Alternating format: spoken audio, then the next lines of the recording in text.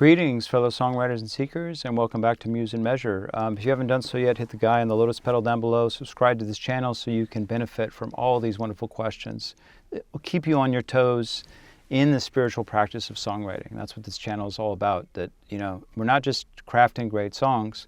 We are transforming ourselves and hopefully transforming our audience through the experiences that we're creating. And you experience things through your songwriting process that's going to make you a more fulfilled human being, hopefully, and your audience is going to benefit from them. So it's like that old Buddhist tradition of dedicating the merit. So you do all this work on yourself, but then you dedicate it to the benefit of all sentient beings throughout the universe. And that's what we should be thinking about with our songwriting process, that we're doing this not just for ourselves. We're not just processing this bullshit that we've got, all this baggage, this emotional hang-ups that we have only for ourselves. We're doing it for the benefit of every human being. Now, whether people ever listen to them, that's not your problem. And that's what a lot of people get hung up on. And I'm guilty of that too. You just worry about nobody's listening to my songs, or I only have, 16 listeners on Spotify, or I only have 850 subscribers on my YouTube channel. Well, that's pretty amazing to have 850 subscribers, 850 people, that's a lot of people. You don't want to get too famous anyways. Look how awful the life of the famous are. And then you have nothing to strive for anymore. Anyways, I digress. So we have a question here from El Paso, Texas. Thomas Rivera. Have you ever had a song idea that felt powerful at first but lost its meaning the more you worked on it? How do you protect the original inspiration while still developing the song?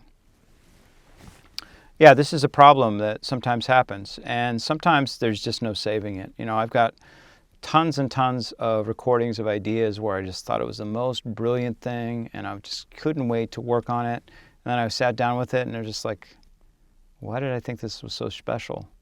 Remember one time being on a plane and having this line going on over and over in my head, and grabbing a napkin and begging people around me if they had a pen so that I could write it down. I didn't have a recorder with me. And then just singing it over and over in my head so that I wouldn't forget it. And then the next day, or maybe it was a week later, I revisited it and I realized this is the melody to American Pie. And the lyrics were not that good either. But something about that moment, I don't know, it was during my drinking years, so maybe I was just, intoxicated by the words and the liquor. That definitely happens sometimes. Definitely happens with marijuana too. I think, Bobby Louise Hawkins, I quote her quite a bit. She was a teacher at Naropa and a brilliant writer.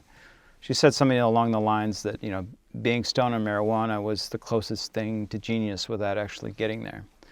Because you have the sense that, everything that is being said is brilliant. And she remarked that she, had this feeling over and over again, and then she finally, I've got to record these, and she recorded it, and then she was horrified when she listened back to think, oh my God, that wasn't as brilliant as I thought. It was just a bunch of silly nonsense. I don't know what your experience is. That's a different topic, but I'd be curious to know what people think about that, whether when they write under the influence of something, whether they like what they get or whether it's not so great, and it's just they have a inflated sense of genius when they're on these substances. Sometimes those substances actually help you get to the next level, though, because maybe you have so much self-doubt that you need something that makes you feel like a genius to actually get it out. I don't know. It seems like there's some kind of balance there where you could use substances while you're creating, but you also have to have some sober periods where you go back and revisit it and cut out all the nonsense and get to the real writing. And maybe you have a lot there and maybe you don't. Okay? But as far as maintaining the initial spark, there are a couple things you can do. I would say when you have that initial spark, record it. So take out your phone or whatever mechanism you have for recording the idea and get the initial thought there. And if there's something to it, then that will be preserved in your recording of it. And try to, do as good a recording of it as all. If your voice is bad or scratchy, take the time to warm up a little bit and do due diligence to it so that it actually sounds halfway decent. Because I've done things where I was half asleep and I was just murmuring something and I thought it was great. But then the next day I was like, what even was that? What I have on recording is a bunch of gobbledygook. If it was a good idea, it's lost. Or I recorded it so low that I can't even hear it. And no matter how I try to process it through the recording program, it doesn't seem to help at all. That's really frustrating when that happens. So don't let that happen. But by recording it, you preserve the initial emotion, the initial feeling of it, and that can get lost in all these stages of rewriting. And then when you get to the demo has a totally different sound to it. So I always like to take time, when I'm working on a song, maybe for a week or two, on purpose, I will set aside a time where I'm just going to listen to the initial idea and see what I've changed and what I've lost and what I've made better. So obviously you're going to keep the things you made better, but the things you've lost, try to regain them. Maybe you did something really cool with a melodic line, you added a little cool melisma at the end. So instead of going da da da da da, you did da. I don't know.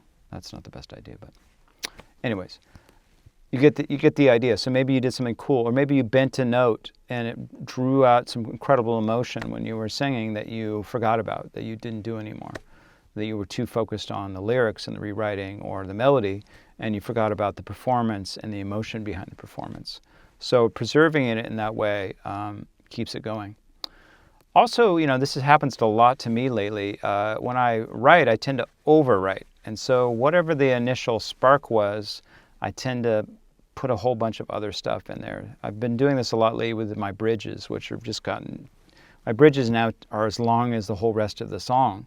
And so, they go off in these weird tangents off into these other lands. So maybe, sometimes that's called for, but other times it's just like you're losing that just raw, simple sense of the song. So be careful that you don't do that. You may be like, just have a rule, like, okay, it's cool to be experimental and to do all that stuff. But at other times you're just like, what's wrong with just verse, chorus, bridge, chorus? And keeping them all to, 8 or 16 measures and keeping it as simple as possible.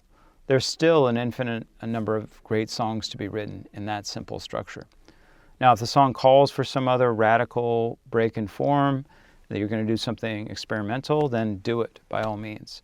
And it's great to go there and then cut the stuff out that doesn't work later. But you can definitely overwrite things and make sure you don't do that.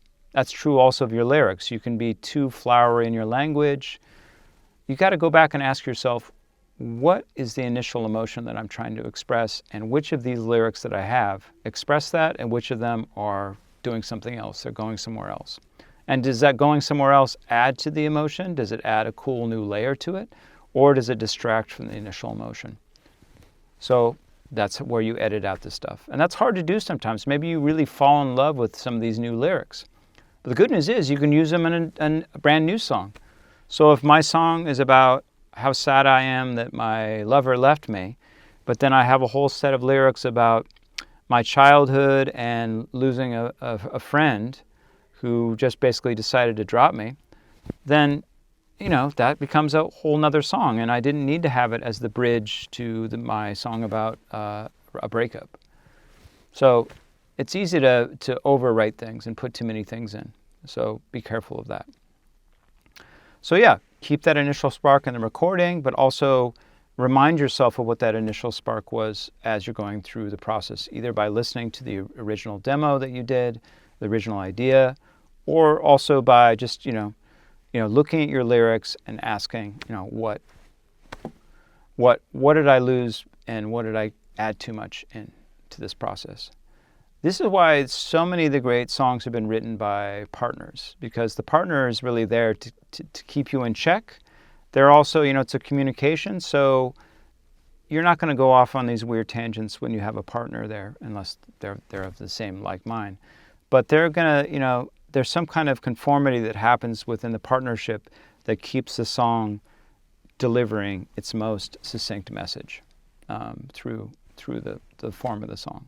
So I think that's the real value of it. And having a partner actually helps you, points out that's really good, that's not so good, so you actually know, because when you're writing by yourself, sometimes you don't know what's really powerful and what's just fluff or a misfire. Okay? So I hope these little tips help you. If there's anything that I missed, or you have your own opinion about this topic, please put it down in the comments. It'd be great to hear from you. If you want to send me a private message, it's tyler@musemeasure.com.